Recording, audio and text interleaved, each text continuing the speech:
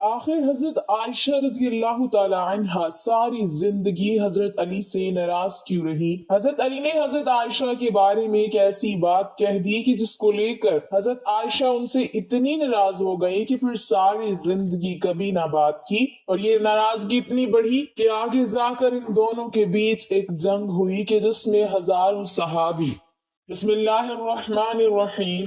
ناظرین، حضور صلی اللہ علیہ وسلم کی سب سے چہیتی بیوی حضرت عائشہ رضی اللہ تعالی عنہا حضرت علی کی ایک بات کی وجہ سے ان سے اتنا زیادہ غصہ ہو گئی کہ پھر ساری زندگی کبھی بھی حضرت علی سے بات نہ کی۔ وہ حضرت علی سے اتنا زیادہ غصہ رہتی کہ ان کا نام تک لینا بھی گوارا نہ کرتی۔ آخر یہی ناراضگی اتنی آگے پہنچی کہ حضرت عائشہ رضی اللہ تعالی عنہا اور حضرت علی کے بیچ ایک ایسی جنگ ہوئی کہ جسے جنگ جمل کہا جاتا ہے، اور اس میں ہزاروں صحابہ کرام کا پاکیزہ خون بہایا گیا، ہزاروں عورتیں بیوہ ہو گئیں اور ہزاروں بچے یتیم ہو گئے۔ حضرت عائشہ رضی اللہ تعالی عنہا کی زندگی میں ایک بڑا عجیب واقعہ پیش آیا، وہ یہ کہ جب اللہ کے رسول صلی اللہ علیہ وسلم غزوہ بنی مستلق میں تشریف لے گئی تو وہاں سے واپسی پر قافلے کو الگ الگ حصوں میں بانٹ دیا۔ اب جس قافلے کے لوگ جیسے جیسے تیار ہوتے رہتے تو چلتے رہتے تھے، سینکڑوں بلکہ ہزاروں اونٹ ہوا کرتے تھے، چلتے ہوئے بھی گھنٹوں لگا کرتے تھے۔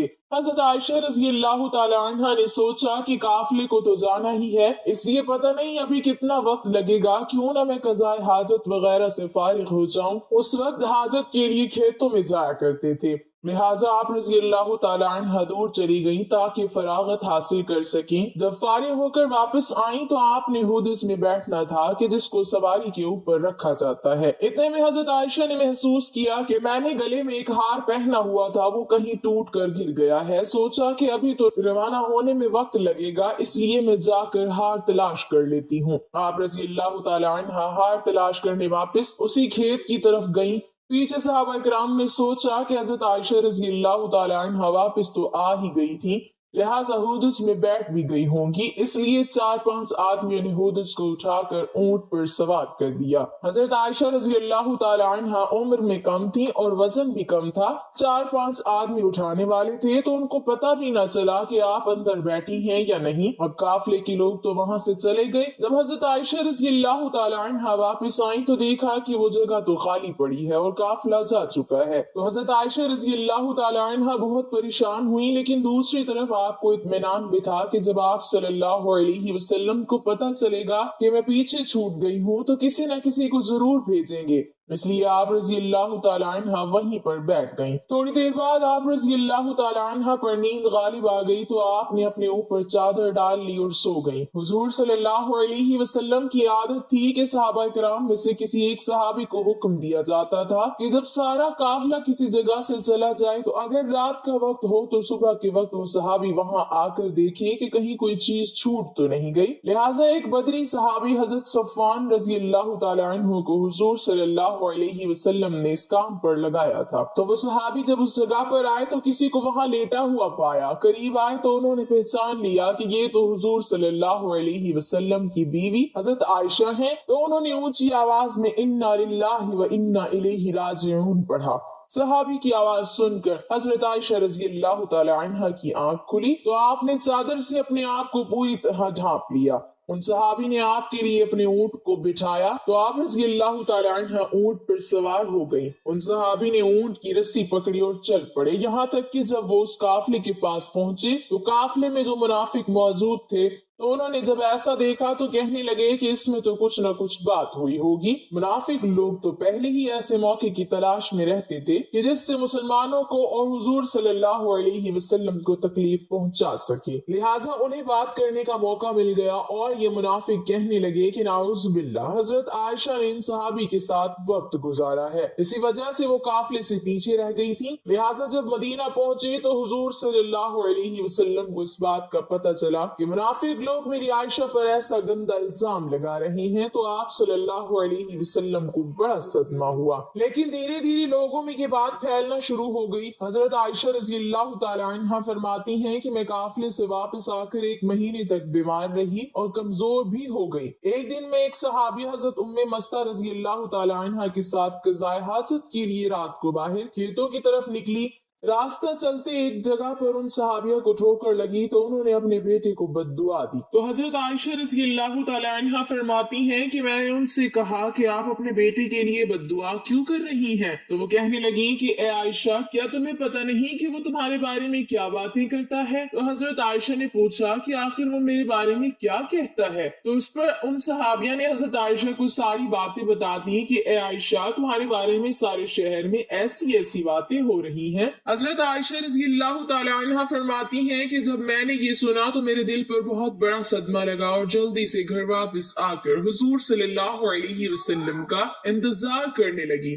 जब आप सल्लल्लाहु अलैहि वसल्लम मस्जिद से तशरीफ लाए तो मैं आपके सामने आई और सलाम किया। आपने सलाम का जवाब दिया लेकिन चेहरा दूसरी तरफ फेर लिया। मैं दूसरी तरफ से आई मगर हुजूर सल्लल्लाहु अलैहि वसल्लम ने अपनी निगाहें दूसरी तरफ कर ली। आपकी खामोश निगाहों ने मुझे बहुत सारी बातें सिखा दी थी कि इस वक्त आप सल्लल्लाहु अलैहि वसल्लम की तबीयत पर बोझ है और आप मुझसे कोई बात नहीं करना चाहते हैं। मैंने सोचा कि चलो मैं अपने माँ बाप के घर चली जाती हूँ ताकि सही हालात का पता चल सके कि आखिर मेरे बारे में कैसी कैसी बातें की जा रही हैं। तो मैंने घर जाने की इजाजत चाही तो आप सल्लल्लाहु अलैहि वसल्लम ने इशारे से फरमा दिया कि हाँ चली जाओ। हजरत आयशा रज़ियल्लाहु ताला अन्हा फरमाती हैं कि जब मैं घर पहुंची तो मेरी अम्मी ने दरवाजा खोला। मैंने देखा कि मेरी अम्मी की आंखें रो रो कर लाल हो चुकी हैं। परेशान चेहरे के साथ वो मेरे सामने खड़ी हैं। मैंने पूछा कि अम्मी क्या हुआ, लेकिन वो बिल्कुल खामोश रही। मुझे कोई जवाब न दिया और उनकी आंखों से आंसू टपकना शुरू हो गए। मैंने पूछा अम्मी मेरे अब्बू किधर हैं? तो उन्होंने चारपाई की तरफ इशारा कर दिया। मैंने देखा कि मेरे अब्बू हजरत अबू बकर सिद्दीक रज़ियल्लाहु ताला अन्हु चारपाई पर बैठे कुरान पढ़ रहे हैं। एक एक आयत पर उनकी आंखों से आंसू बराबर गिरते जा रहे थे। हजरत आयशा रज़ियल्लाहु ताला अन्हा फरमाती हैं कि जब मैंने घर में भी ऐसा गम का माहौल देखा तो मेरी तबीयत और ज्यादा परेशान हो गई। मैंने सोचा कि अब मैं क्या करूं कि जिन पर मुझे भरोसा था, जो मेरी जिंदगी के रखवाले थे, वो भी आज मुझसे नाराज हैं। माँ बाप भी आज मुझसे जुदा हैं। मैं आज कहाँ जाऊंगी? दिल में ख्याल आया कि क्यों ना मैं अपने अल्लाह की तरफ मुतवज्जे हो जाऊं। इसलिए हजरत आयशा रज़ियल्लाहु ताला अन्हा फरमाती हैं कि मैंने वुजू किया और घर के एक कोने की तरफ जाने लगी तो अम्मी ने पूछा कि ए आयशा किधर जा रही हो, क्योंकि उनको डर लग रहा था कि मेरी बेटी परेशान है, ऐसा ना हो कि कोई बड़ा फैसला करके खुद को हलाक ना कर ले। तो फरमाती हैं कि मैंने अम्मी को कहा कि अम्मी मैं अपने रब के हुजूर दुआएं करने जा रही हूँ। हजरत आयशा रज़ियल्लाहु ताला अन्हा फरमाती हैं कि मैंने मुसल्ला बिछाया और सजदे में सर रखकर दुआएं मांगनी शुरू कर दी कि ए परवरदिगार, ए फरियादों की फरियाद सुनने वाले अल्लाह, तेरे मकबूल बंदों पर जब भी कोई ऐसा वक्त आया तो ए अल्लाह तूने ही उनकी मदद फरमाई। ए अल्लाह, यूसुफ अलैहिस्सलाम पर इल्जाम लगाया गया था तो आपने एक बच्चे से गवाही दिलाकर उन्हें बचाया। ए अल्लाह, हजरत मरियम अलैहिस्सलाम पर इल्जाम लगाया गया था तो आप ही ने उनके शीर ख्वार बच्चे से पाक दामनी की गवाही दिलवाई। ए अल्लाह, आज तेरे महबूब की आयशा तेरे दरवाजे पर हाजिर है और फरियाद करती है कि मुझ पर भी तोहमत लगी है। ए अल्लाह, तू हुमैरा की मदद फरमा। मेरे शौहर ने भी इस वक्त मेरा साथ छोड़ दिया है। अब आपके अलावा मेरा कोई सहारा नहीं है जो इस कमजोर को तसल्ली दे सके। ए अल्लाह, मेरी मदद फरमा। हजरत आयशा रज़ियल्लाहु ताला अन्हा रो रो कर दुआएं कर रही थी। इधर दुआएं मांगी जा रही थी और उधर हुजूर सल्लल्लाहु अलैहि वसल्लम ने मस्जिद नबवी में एक मजलिस मुशावरत कायम की हुई थी कि जिसमें हजरत आयशा रज़ियल्लाहु ताला अन्हा के वालिद हजरत अबू बकर रज़ियल्लाहु ताला अन्हु के अलावा बाकी सारे बड़े सहाबा किराम मौजूद थे। हुजूर सल्लल्लाहु अलैहि वसल्लम सबके बीच गमज़दा बैठे हुए थे। सहाबा किराम के चेहरों पर उदासी थी क्योंकि वो अपने महबूब हुजूर सल्लल्लाहु अलैहि वसल्लम के चेहरे को गमज़दा देख रहे थे कि जिसकी वजह से सहाबा किराम की भी तबीयत कुछ अजीब सी बन चुकी थी।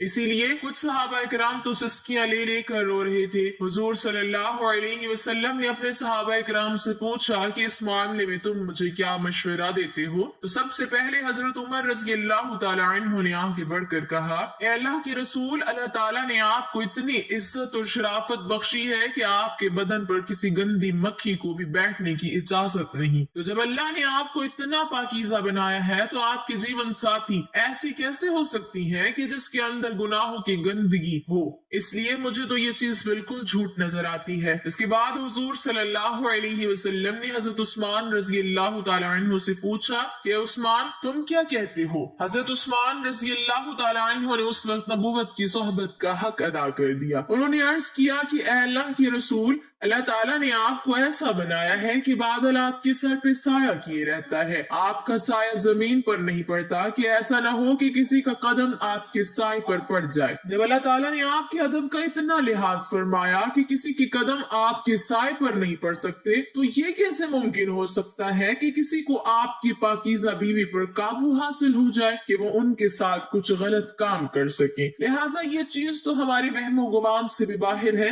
کہ اما عائشہ کے ساتھ ایسا کچھ ہوا ہوگا۔ ان کی باتیں سن کر حضور صلی اللہ علیہ وسلم خاموش ہو گئے، لیکن تھوڑی دیر بعد حضور صلی اللہ علیہ وسلم نے حضرت علی رضی اللہ تعالی عنہ سے پوچھا کہ اے علی تم اس معاملے میں کیا کہتے ہو؟ تو حضرت علی نے عرض کیا کہ اے اللہ کے رسول، ایک بار میں نے دیکھا کہ آپ کے جوتوں میں کچھ گندگی لگ گئی تھی، لیکن آپ صلی اللہ علیہ وسلم کو تو اس کی خبر نہیں تھی، اس لیے آپ نے جب ان جوتوں کو پہننا چاہا تو اللہ نے حضرت جبرائیل کو بھیج کر آپ کو اطلاع فرما دی کہ آپ کے جوتوں میں کچھ گندگی لگی ہوئی ہے۔ تو اے اللہ کی رسول، جب جوتوں پر گندگی لگی ہوئی تھی تو آپ کو بتا دیا گیا، تو اگر آپ کے گھر والوں کے ساتھ کوئی ایسا معاملہ ہوتا تو آپ کو کیوں نہ بتایا جاتا؟ اس لیے مجھے یہ بات کچھ ٹھیک نظر نہیں آتی۔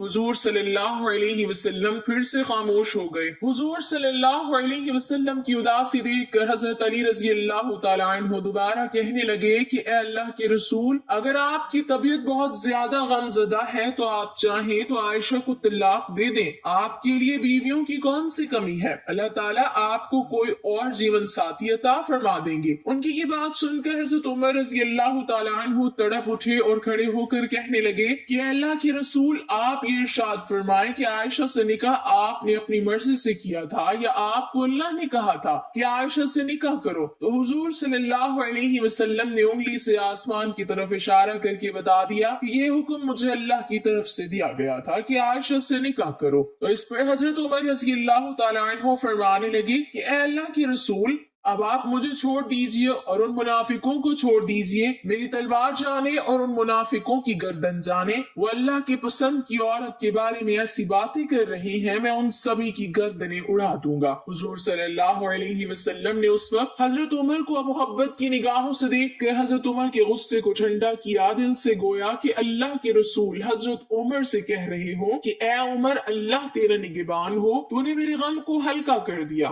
حضرت عمر کی یہ بات سن کر حضور صلی اللہ علیہ وسلم کی طبیعت کو اطمینان آ گیا اور پھر آپ صلی اللہ علیہ وسلم مجلس سے اٹھ کر گھر چلے گئے۔ تھوڑی دیر بعد حضور صلی اللہ علیہ وسلم حضرت ابوبکر رضی اللہ تعالیٰ عنہ کے گھر گئے تاکہ معلوم کریں کہ میری عائشہ کس حال میں ہے، کیونکہ حضور صلی اللہ علیہ وسلم حضرت عائشہ سے بہت محبت کرتے تھے، اس لیے گھر پہنچ کر آپ نے دروازہ کھٹکھٹایا تو حضرت عائشہ کی امی نے آ کر دروازہ کھولا۔ حضور صلی اللہ علیہ وسلم نے دیکھا کہ ان کا رو رو کر برا حال ہو چکا ہے، اور پھر گھر کے اندر آ کر جب حضرت ابوبکر صدیق رضی اللہ تعالیٰ عنہ کی طرف دیکھا تو ان کی بھی آنکھیں رو رو کر لال پڑ چکی تھی۔ آپ نے پوچھا کہ عائشہ کہاں ہے؟ تو امی نے گھر کے ایک کونے کی طرف اشارہ کر دیا۔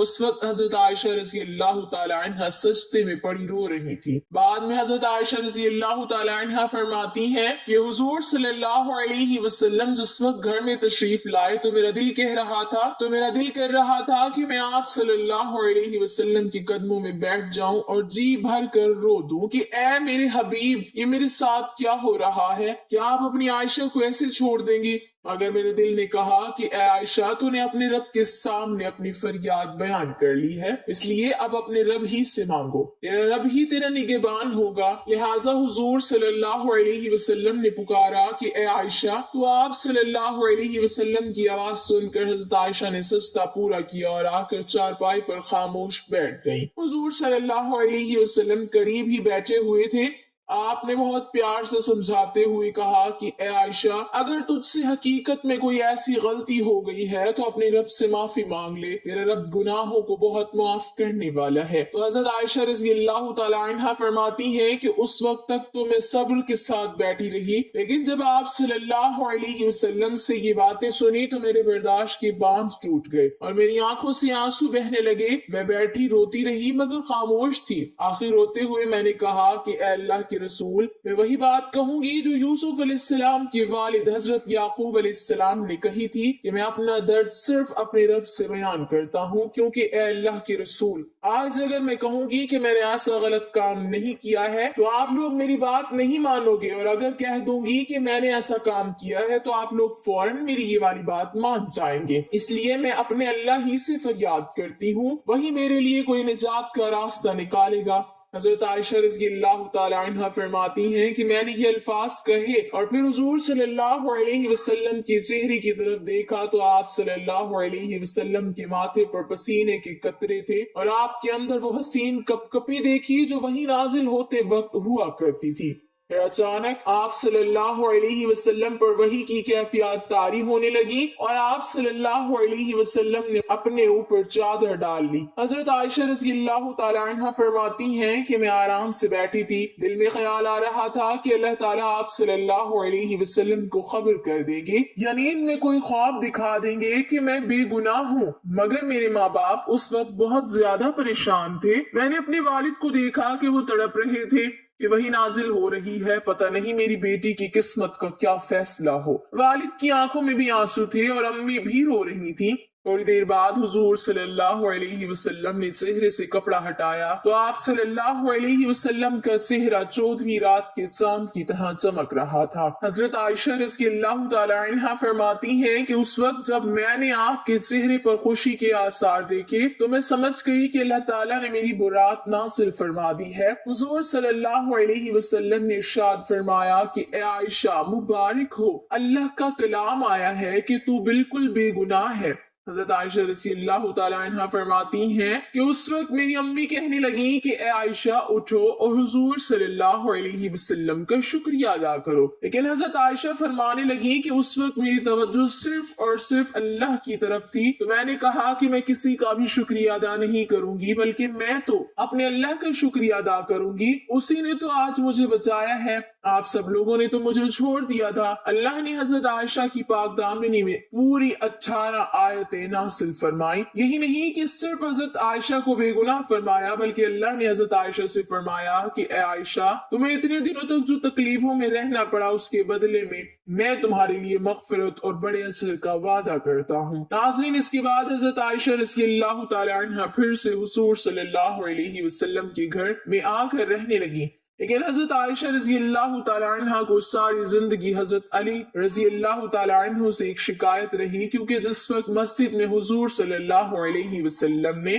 سبھی صحابہ کرام کو جمع کر کے حضرت عائشہ کے بارے میں مشورہ لیا تھا تو سبھی بڑے بڑے صحابہ کرام نے حضرت عائشہ کی پاک دامنی کی گواہی دی تھی، اور آخر میں حضرت علی نے بھی حضرت عائشہ رضی اللہ تعالی عنہ کی پاک دامنی کی گواہی دی تھی۔